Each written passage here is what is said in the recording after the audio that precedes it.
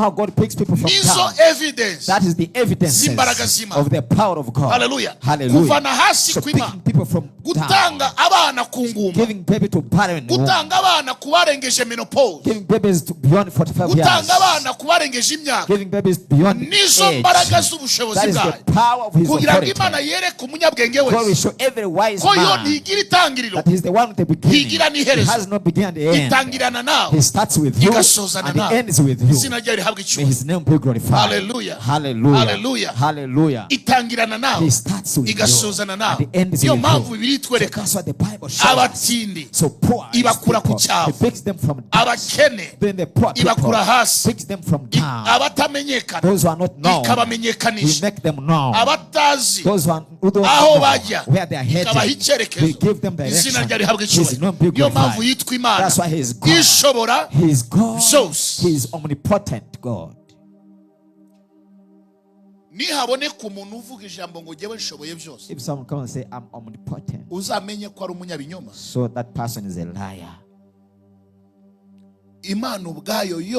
God himself is the one that is omnipotent. He can do everything. Him, he's omnipotent. What was impossible, people will know his goodness. Hallelujah. Hallelujah. So he let him.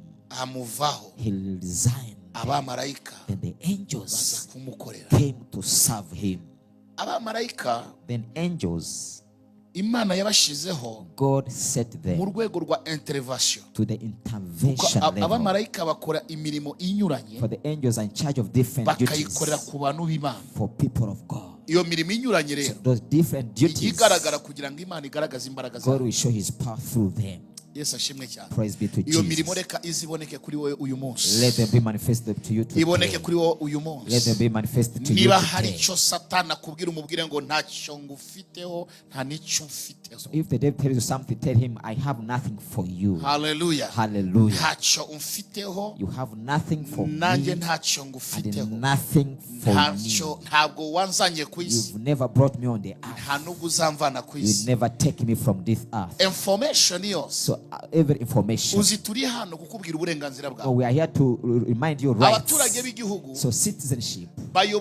So they are led. All citizens are led by being taught what they call the constitution. So constitution, that is what the citizens, they are trying to be taught. So for everyone, we understand his rights. Hallelujah. Hallelujah. So there's a slogan here in Rwanda that says the people's focused, a citizen focused. When they say a citizen focused, they are saying he's the one who is above. Which means a citizen, that is a boss. Hallelujah. Hallelujah. Do you understand that you are bosses? A citizen is the boss of the president. He's the boss of police. A citizen is the boss of the army. A citizen is the boss of everything. Why are they bosses? They are the ones who pay taxes, that pays all of them. Yes. Is that true? They are the ones pay taxes that come out of salaries and development with everything. So a citizen,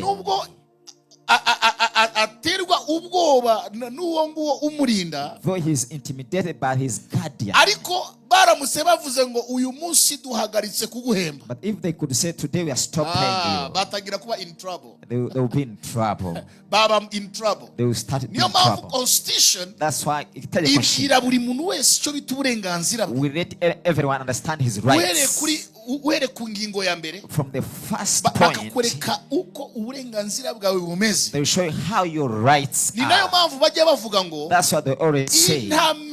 So unknown people, whoever who is unknown, amererwa nabi. So he's in trouble. Hallelujah. Hallelujah. Umuntu utabizi, He who knows not. ntabwo abizi nyine. Yes, ariko iyo ubizi, but if you are aware, icyo uburenganzira bwawe buguhesha, so what you deserve your rights, ushaka kuviola uburenganzira bwawe, so you want to violate your uramubwira ngo rights, no, you tell no. Siko bimeze. That's not the same. Ushinzwe ibi, so you are in charge of this. Ushinzwe you are in charge of this. Hallelujah. Kuko urabizi. Because you know it. Imana ishimwe cyane. Praise be to Ariko God. iyo utabizi, But if you don't iyo know, utabyitayeho, when you cannot, bagutoragura mu kavuyo. they correct you in terms. Bagutoragura mu You kavuyo. are just in Kuko ntabwo chaos. ubizi nyine. Because you are not aware. Bakurazaho bashaka. You sleep everywhere. Bakakwirizaho bashaka. You spend the Kuko day ntabwo everywhere. ubizi. Because you are not aware. Hallelujah. Hallelujah. Hallelujah. Hallelujah. Ariko nujya kunkora arrest. But if you want to arrest Kuko me, ndabizi ikintu bita mandadari. because I know arrest Ndabizi warrant. ikintu bitwa arrest warrant. I know what the arrest warrant. Ndabizi icyo bita convocation. I know what they call arrest warrant convocation. Ndakubaza convocation. I will ask you, where is that? Kuko arabizi ko mbizi. So he knows that I'm Iyo aware. ntaze kwitaba, So if I don't, bazana manda. they come with the Iyo arrest aho warrant. ariho hose bashobora kuba. Wherever you are, they can Ariko arrest utabizi, you. But if you're not wari wose aware, gusanga mu muhanda, they'll find you on the street. akagutoragura. I will correct you and take you. Kuko utabizi. Because you are not aware. Imana idufashe cyane. May God be. Kubera iki mvuze ibyo? Why do I say this? Tugaruke mu buryo bwo gusenga. Let's come back in prayer. Iyi Bibiliya So dufite, this Bible we have, iyi Bibiliya dufite, this Bible we have, niyo muyobozi Imana yaduhaye. this is the leader God has given us. Niyo mabwiriza dufite. These are the instructions we have. Nibyo tugomba kubamo tukabimenya. These are what we should live and Tukamenya know. uburenganzira We bubirimo. should know rights in this Oh book. my goodness. Oh, Jesus, Lord. Hallelujah. Hallelujah. Oh, hallelujah. Yes, Lord. Iyi Bibiliya dufite, This Bible we have, niyo mukristo of a Christian, afite the Christian yo has, kusoma just to read, amategeko so the laws n'amabwiriza and instructions amwereka that will show uburenganzira bwe. your rights. Iyo So utabizi, if you're not aware, nibwo Satani that's when the devil akurekipera. will come and Kuko ntabwo uzi because you ibikurengera, are not quite your ntabwo uzi rights. You ibiguproteja, don't know what protects ntabwo you. uzi You ibitumubaho. don't know what makes Nibwo you uriho survive. par So you hasard, live just by uriho par chance. chance. You live by chance. Daimoni So a demon ziragutoragura will correct aho you zikubonye hose. wherever they find you. Kuko nta burenganzira bwawuzi. Because you don't know your rights. Ubundi hari abantu benshi bajya bava ngo sinzapfa nzaramba, bambwira ngo byanditse he, ngo harya ni he. That's what people say, Bivuga ngo I shall have no time. When was he gute wamenya article igukiza kandi utazi aho yanditse? How can you know the article to save you when you don't know how it is written? Ngo jewe And say, me, biranditse, it is ntabwo written, nzapfa I will not kandi die, nzarama. I will live. Daimoni igashaka ahantu waba uzi So ibyanditse, demon will find how you can deceive igasanga the scripture. ntaguhaza. And demon will find Naho you where. ni ibintu wakopiye, There are things you copy. ni ibintu wakopiye abantu bavuga, You make copy of people that ariko say. utazi aho biba. You don't know where it is written. Aba rero bakristo So these Christians bakopia who are copying, ariko badafite but they don't have, confidence they are not y'ibyo confident basomye, in what they have read. ni benshi cyane. There are so many. Niyo mpamvu mubwira ngo nta bukene buzakuzaho, That's why the poverty don't come to avuga you. amina You say mu amen. gitondo bikarangira. So in the morning you Ntabwo azi aho biri. because you don't know where it is written.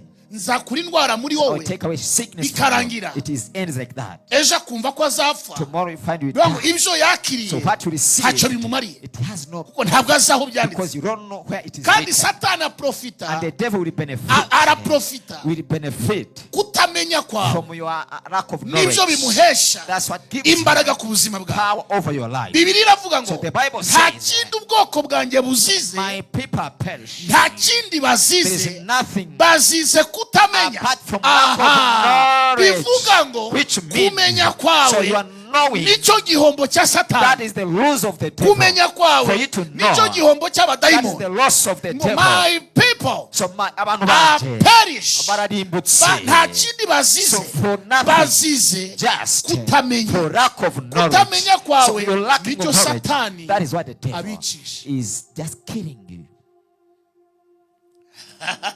Yes. Bivuga ngo So which means kumenya for kwawe you to know, n'icyapa so it's a sign cyitwa stop that it says stop kuri to Satani. the devil.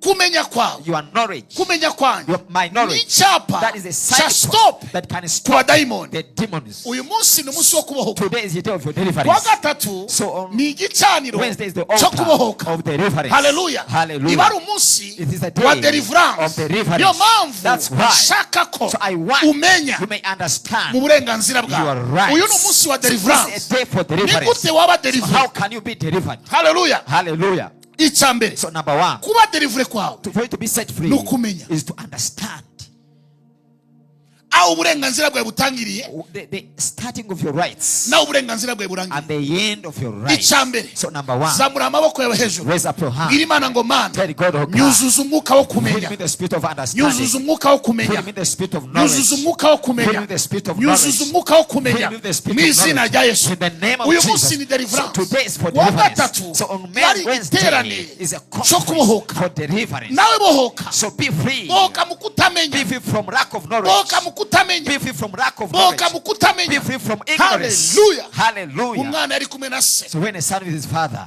indege igira ikibazo, so the plane had a problem. ariko icyo yarazi But what he mu knew bumenyi yari afite, in his mu knowledge, buhanga papa we afite, is the wisdom of his father. umuntu aramubwira ngo Someone told that son, wa mwana we, and say, young kuki man, usinzira why are you sleeping? kandi indege And when the ifite plane is ibibazo? in trouble, Aramubwira ngo and he said, captain the captain uyoboye iyi ndege, of this plane, captain the captain utwaye indege, taking this plane, ndamuzi, so I know him. kandi nzi ubuhanga And I afite, know how knowledgeable he is. ndamuzi cyane. I know Aramubwira him. ngo muzi imyaka And he said, ingahe? how many years Ngo do you know him? kuva nagera ku isi, I said, since I was born, kuva mfite 0 days, since from 0 natangiye day, kumumenya. I started knowing him.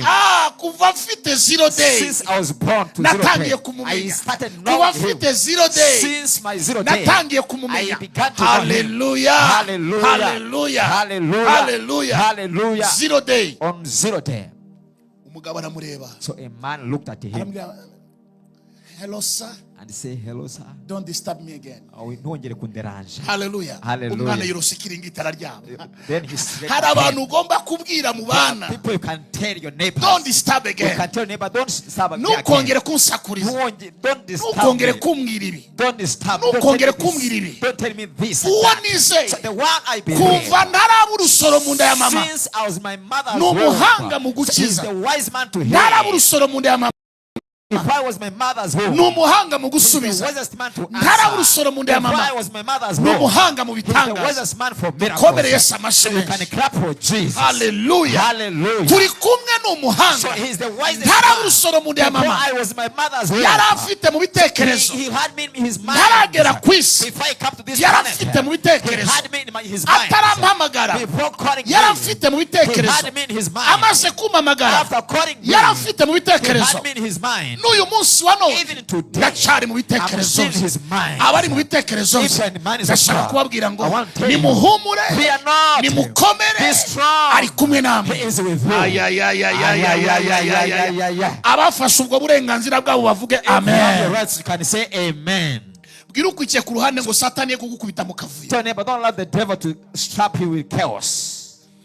ye kukumenyera mu kavuyo. He should not get used of you in chaos. Menya uburenganzira bwawe Understand your from rights. Genesis Kuva mu to the itangiriro Revelation. kugeza mu Menya byahishuwe. uburenganzira bwawe Understand your kuva mu rights. itangiriro From Genesis kugera mu to byahishuwe. Revelation. Stand Hagarara. focused, Ugire intumbero. uvuge, Then speak umenye ko and know uburenganzira that your bwawe. rights. Hallelujah. Hallelujah. Imana ishimwe cyane. Praise be to God. Ndaselebra umukobwa wacu I celebrate our daughter ndetse n'umuhungu wacu. and our son. Uyu munsi So today binjiye mu mubare we have come to wo the kwitwa mama among the people called no mother kwitwa papa. and the father. Uyu munsi So today, Ferna Ferdinand, agiye kwitwa he's going to be called Papa Grace. Father Grace. Hallelujah. Hallelujah. Na Joshua And then the Joshua Nimbona. and the Imponent. Uyu So munsi today, Mbabazi Wivine Babazi within, agiye kwitwa she's going to be called Mama a Grace, mother of grace, Mama Joshua, mother of Joshua, Mama Nimbona. mother of Imponent. Babyaye umwana w'umuhungu. Have given birth to a Izina son. ry'Imana May the name of the rihabwe Lord icyubahiro. be glorified. Duhereze Imana icyubahiro ku Let's give bwabo. glory to the Lord for them. Hallelujah. Turabwira Hallelujah. Wivine congratulations We are congratulating within hamwe na Ferna. with Ferdinand. Tubabwiye congratulations So we are congratulating you kubw'igitangaza Imana bakoreye, for the miracle the Lord has done. ukaruhuka kuvuka neza then you've given birth. twagendanye urugendo rwose We've walked together kugeza mu mezi 9 till 9 months. izina ry'Imana rihabwa May the icyubahiro. name of the Lord be Uyu glorified. munsi Imana So today, ibyo yakoreye what bariya God has done for them, nibyo igiye gukorera He's nawe. going to do it for you as well. Hallelujah. Hallelujah. Twishimanye So nabo we are so delighted nk'uko with Imana you. igiye nawe gutera abantu kwishimana For nawe. God is going to cause people to delight To with God be you. all the glory. Icyubahiro kibe cy'Imana. Hallelujah. Hallelujah. Hallelujah. Hallelujah. Kandi twishimanye na mama Anosiata And you are nkayo delighted with Mama Anosiata. yambwiye ngo navivuye. She has said, I've ticked. Yarafite abana muri Uganda She had children from Uganda. bamaze guhabwa ibyangombwa. So they have received the papers. Uwo mutwaro arawuruhutse. So that burden has left Nawe her. tumubwiye So congratulations. we congratulate you, Imana Mama. ishimwe cyane. Praise be to Nawe God. Imana iramuruhuye. God has released Imuvanyiyemo her. wasiwasi So yarafite. that chaos has left Izina ry'Imana her. May rihimbazwe. the name of the Lord be Nawe praised. uyu munsi So and you today, Imana ikuruhure. may God take Kuri your cya burden kindi away. kibabaza From umutima wawe. that one has been Nawe paining your Imana heart. ikuruhure. May God give Kuri you cya rest. kindi kibabaza From umutima what wawe. has been Nawe burdening Imana you. ikuruhure. May God give Kuri you cya rest. kindi From that one utabonera that umucyo you wawe. have no Mu izina rya Yesu Kristo. In the name of Jesus Tuvuge ngo Christ. amen. Can we say amen? Ikintu nabonye ku Mana. So what I saw from God, Nta muntu nabanye nawe. so no one I've stayed with, Nawe akabana nawe. and that person stayed Imana with ijya me. ibura kugira ibigenza That ku ibigenza ku buzima God bwawe. should not do anything from upon Amen. their lives. Hallelujah. Hallelujah.